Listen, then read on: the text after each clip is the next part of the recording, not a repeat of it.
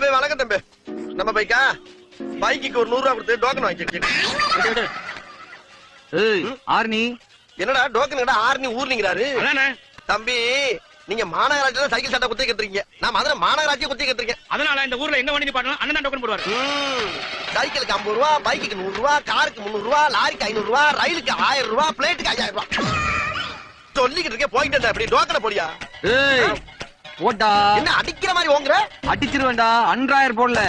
1000 போடாட்டி என்ன? நீ பாட்டுக்கு பொசுக்கு வேட்டி ஓடிட்டு ஓடி போயிட்டா. நான் கூட தான் 1000 போல பயந்துக்க தெரியுது.